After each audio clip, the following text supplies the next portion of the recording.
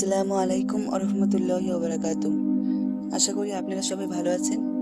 আজকে আমরা একটা নতুন টপিক নিয়ে আলোচনা করব।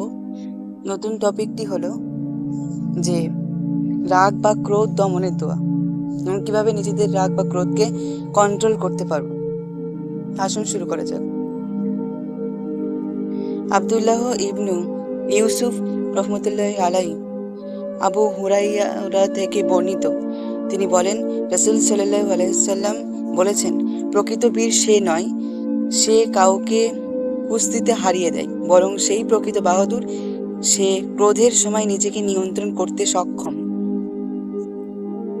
সুলাইমান ইবনু সুরাদ রাদিয়াল্লাহু তাআলা আনহু হতে বর্ণিত, একবার নবী সাল্লাল্লাহু আলাইহি সাল্লাম এর সম্মুখে দু ব্যক্তি গালাগালি করছিল।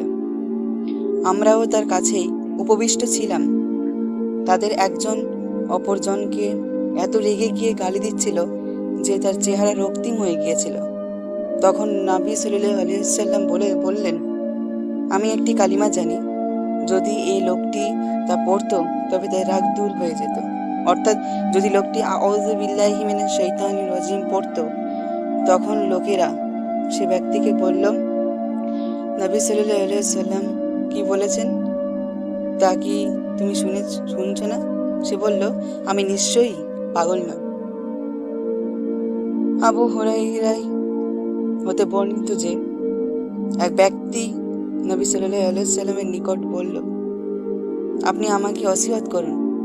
তিনি বললেন, তুমি রাগ করো না। লোকটি কয়েকবার তা বললেন। নবী সাল্লাল্লাহু আলাইহি সাল্লাম প্রত্যেকবারেই বললেন, রাগ করো না। যারা সুসময়ে ও দুঃসময়ে ব্যয় করে এবং ক্রোধ সংবরণ করে ও মানুষকে ক্ষমা করে আর আল্লাহ সৎকর্মশীলদের ভালোবাসেন। সাহল ইবনু মুয়াজ ইবনু আনাস আল জুহানি রহমতুল্লাহি আলাইহি হতে তার বাবার সূত্র হতে বর্ণিত আছে, নবী সাল্লাল্লাহু আলাইহি সাল্লাম বলেছেন, যে লোক তার ক্রোধকে বাস্তবায়ন করার ক্ষমতা রেখেও তা নিয়ন্ত্রণ করে, আল্লাহ তাআলা কিয়ামত দিবসে তাকে সমগ্র সৃষ্টির সামনে ডেকে এনে জান্নাতের যে কোনো হুর নিজের ইচ্ছে মতো বেছে নেওয়ার অধিকার দেবেন। সুবহানাল্লাহ।